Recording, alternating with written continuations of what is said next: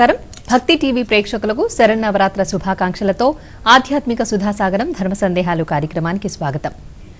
శరన్నవరాత్రుల్లో భాగంగా ప్రతిరోజు అమ్మవారికి విశిష్ట అలంకారాలు చేస్తూ ఉంటారు. ఈ అలంకారాల్లో ప్రత్యేకమైనది, విశిష్టమైనది గాయత్రీదేవి అవతారం అలంకారం. మరి సకల శాస్త్రాలకు అధిష్టాన దైవంగా, అలాగే సకల జ్ఞాన ప్రదాయినిగా పంచముఖాలతో దర్శనమిచ్చే గాయత్రీదేవిని దర్శిస్తే సకల శుభాలు కలుగుతాయని భక్తులు విశ్వసిస్తూ ఉంటారు. శరన్నవరాత్రుల్లో భాగంగా సౌమ్య రూపంలో గాయత్రీదేవి అవతారంలోనూ, శాక్తేయ రూపంలో చంద్రఘంటాదేవిగాను దర్శనమిచ్చే అమ్మవారి అనుగ్రహం కోసం ఎంతో మంది ప్రేక్షకులు ఈరోజు ధర్మ సందేహాలు కార్యక్రమంలో తమ ప్రశ్నల్ని ఉత్తరాల ద్వారా, ఈమెయిల్స్ ద్వారా మాకు రాసి పంపించారు. మరి వారికి సమాధానాలు ఇచ్చేందుకు మన ముందున్నారు ఆధ్యాత్మిక యాత్రికులు బ్రహ్మశ్రీ కాకనూరి సూర్యనారాయణమూర్తి గారు. వారిని అడిగి సందేహ నివృత్తి కావించుకుందాం. నమస్కారం గురుగారు. నమస్కారం అమ్మా. గురుగారు, మొదటి ఉత్తరం చూద్దామండి. అలాగే. ఈ ఉత్తరం తిరుపతి నుంచి మాణిక్యం గారు రాస్తున్నారు. గాయత్రి అలంకార పరమార్థం ఏమిటి, నివేదించాల్సిన నైవేద్యాలు ఏమిటి తెలియచేయండి అని కోరుతున్నారండి. ముందుగా ప్రియమైన మా ప్రేక్షకులకు శరన్నవరాత్రి ఉత్సవాల సందర్భంగా అమ్మవారి ఆశీస్సులు లభించాలి అని అమ్మవారిని కోరుకుంటూ, గాయత్రీదేవి ముక్తా విద్రుమ హేమనీల ధవళ ఛాయైర్ముఖైస్త్రియక్షణై యుక్తామిందు నిబద్ధరత్నమకుటాం తత్వార్థవర్ణాత్మికాం గాయత్రీం వరదాభయాం అంకుశకశాం శుభ్రం కపాలం గదాం శంఖం చక్రమథారవిందజుకులం హస్తైర్వహంతీం భజే. ఇది ఆ తల్లి ధ్యాన శ్లోకం.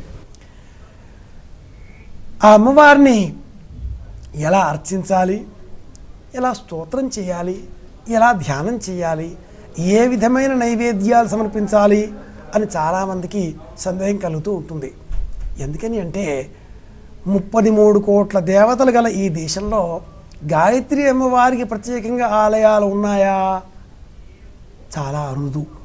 ఈ మధ్యకాలంలో వచ్చాయి, కానీ పూర్వం ఎక్కడా కూడా గాయత్రీ మాతకు ప్రత్యేకంగా ఆలయం లేదు.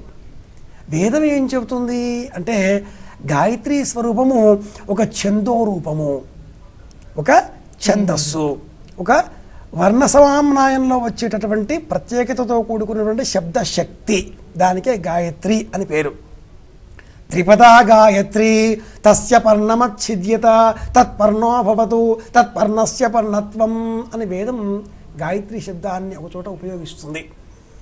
వేదంలో గాయత్రీ మాతకు స్వరూపం ఏ విధంగా వర్ణింపబడి ఉంది అంటే, పూర్వం దేవతలకు రాక్షసులకు యుద్ధం అయిన సందర్భంలో దేవతలు తమ పక్షాన ఉండేటటువంటి అనేక ఛందస్సులను ప్రయోగించారు. అందులో ఉష్ణిక్ ఛందస్సు, త్రిష్టుప్ ఛందస్సు, జగతీ ఛందస్సు, ఇలా 32 ఛందస్సులు ఉన్నాయి. వీటిని వాళ్ళు ఉపయోగించినప్పుడు అందులో ఆ త్రిష్టుప్ ఛందస్సును వీళ్ళు ఉపయోగించారు. రాక్షసులు అందులో ఉండే మూలం కనుక్కొని అందులో ఉండే 2 అక్షరాలను లాగి పట్టుకొని అవమానం చేసి పంపించేశారు. ఆ పిమ్మట దేవతలు 6 అక్షరాలు మాత్రమే ఉండేటటువంటి గాయత్రీ ఛందస్సును ప్రయోగించారు. దానికి పూర్వం 6 అక్షరాలే ఉండేవి. ఇది ఒక వాక్ శక్తి, శబ్దశక్తి. ఈ శబ్దశక్తి గాయత్రి వెళ్ళింది, రాక్షసులను ఓడించింది. పూర్వం కోల్పోయినటువంటి ఆ త్రిష్టుపుకు సంబంధించిన 2 అక్షరాలు కూడా కలుపుకొని 8 అక్షరాలుగా మారి 3 అడుగులు వేసి దేవతలను చేరుకుంది. త్రిపదా గాయత్రి. అందుకే గాయత్రి 24 అక్షరాలు అంటూ ఉంటారే, అది ఒక్కొక్క పాదం 8 అక్షరాలతో ఉంటుంది. కనుక దీన్ని ఏ రూపంలో అర్చించారు ప్రాచీనులు అంటే ఉపాసనా క్రమంలో శబ్దరూపంగా మాత్రమే అర్చించారు. కనుక ఆలయాలు లేవు. ఇక 5 చెప్పామే, ముక్త విద్రుమ హేమ నీల ధవళ 5 వర్ణాలలో ఎలా చెప్పారండి?